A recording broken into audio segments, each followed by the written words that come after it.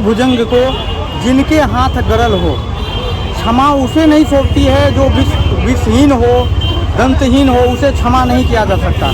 तो हम जंगल राज वालों को कभी क्षमा नहीं कर सकते, अक्षम्य है। और हम उस सरकार को यदि लाते हैं तो हम केवल बिहार के साथ दगा नहीं कर रहे हैं, हम खुद के साथ दगा कर रहे हैं। हमारी बहू बेटियां सुरक्षित नहीं रहेंगी, न थी। और अगर हम इस सरकार को रिपीट करते हैं, रोजगार की बातें हो रही है, उन कमियों को गिनाया जा रहा है, लेकिन रोजगार के पहले जो इंफ्रास्ट्रक्चर है वो तैयार है।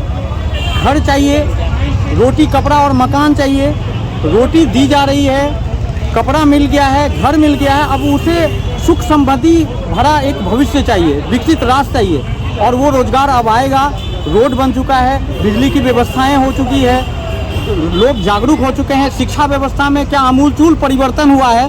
जो शिक्षक पहले सुना जा रहा था कि वो घर में बैठे पैसा लेते थे, स्कूल तक नहीं जाते थे। अभी मेरी बहन खुद जो है जब स्कूल जाती है ना तो वो टिफिन साथ ले जाती हैं, क्योंकि उन्हें बायोमेट्रिक अटेंडेंस देना पड़ता है। आपने देखा था कि मंत्री से भी हमारे नीतीश सर ने पंगा ले लिया था कि नहीं, हम आपका नहीं सुनेंगे, शिक्षा व्यवस्था हमें दुरुस्त चाहिए तो दुरुस्त चाहिए।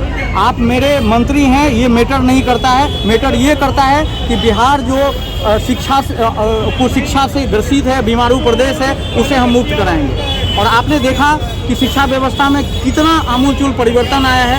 बच्चे पढ़ रहे हैं, बच्चियों को स्कूल जाने के लिए साइकिल मिल रही है, मुफ्त किताबें मिल रही है, बच्चियां बच्चों से आगे निकल रहे हैं। हमारा ज़माना था, हम सीमेंट की बोरी जो होती है ना, वो 2 रुपये वाली, उसमें आपने देखा जंगल राज, आपने देखा, महसूस किया, बहुत नजरों से देखा। क्या था जो आजकल के जो नौजवान, जो 12 साल 25 साल के जो लड़का है, जो अभी आज के डेट में टीनेज लड़का, वो समझ नहीं पा रहा है। वो छपरी के बारे में ज्यादा समझ रहा है कि वो आएगा वो आएगा। गाना सुना है ना कि लेके दुनाली दिवाली मनैबो करबो गोली के छारा से रे, आगे जाते तेजस्वी के शासन सटा के उठा ले कट्टा घरे से रे। बताइए, ये सब छपरी, ये सब सुनना चाहता है, ढोरी चोरी सुनना चाहता है, अच्छा चीज नहीं सब पसंद है। इन लोग का जनता को बताइए, समझाइए। 25 साल के जो नवयुवक हैं। मैम, मैं आपकी बात से सहमत हूँ। मैंने थोड़ी देर पहले एक लड़के को देखा, वो कह रहे थे कि मोदी चोर है, वोट चोर है,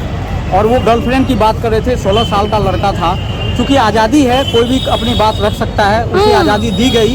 लेकिन यही राजद की सरकार होती तो वो ये नहीं बोल पाता कि राजद का यहाँ सभा हो रहा है और बगल में एक लड़का उसकी बुराई कर रहा हो और खुलेआम बुराई कर रहा हो। लेकिन इस सरकार में सबको मौका दिया जाता है। और ये जेनजी है, जेनजी को पका पकाया मसाला मिल गया। जेनजी का आपने अपराध देखा है कि किस तरह से उसने अफगानिस्तान को, नेपाल को अभी बर्बाद किया। उसके पहले आपने देखा कि किस तरह से हमारा पड़ोसी देश श्रीलंका बर्बाद हुआ। तो ये जेनजी दिग्भ्रमित हो रहे हैं, इन्हें दिग्भ्रमित किया जा रहा है। कैसे किया जा रहा है? हम भी तो जेनजी है, तो दिग्भ्रमित का कहाँ हो रहे हैं भाई?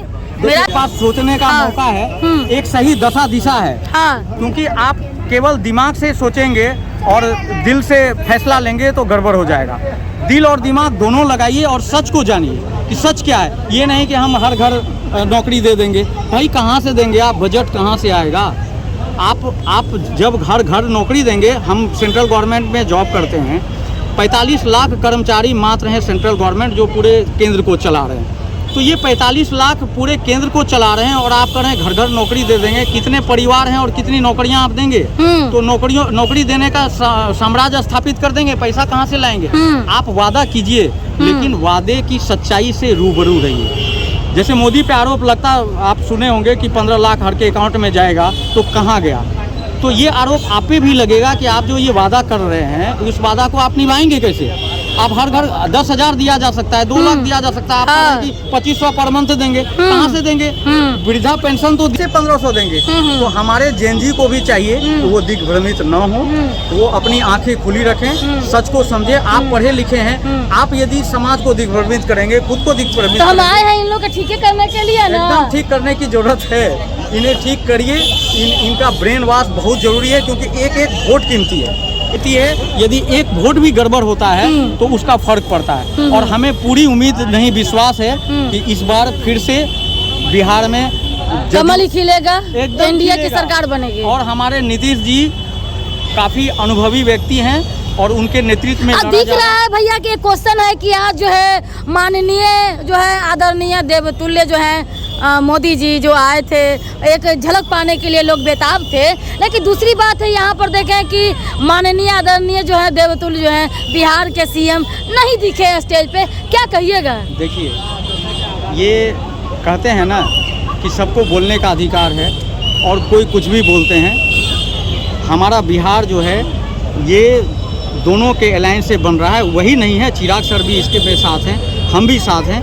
तो ये जो पार्टी है ना भाजपा, ये अकेले बढ़ने वाली पार्टी पांचों पांडव के लिए है, पांचों पांडव है, बीजेपी है, जदयू है, तीर है, हम पार्टी मांझी का कराही है ना, चिराग पासवान का है, हेलीकॉप्टर है ना, अब उपेंद्र कुशवाहा जी का सिलेंडर है। पांचों पांडव मिल के काम कर रहे हैं। सबका साथ सबका विकास, सबका प्रयास ना, एकदम बिल्कुल सबका प्रयास होगा। घर चाहिए, जमीन, सब चीज दे रहे हैं, अंततोगत विकास ही विकास।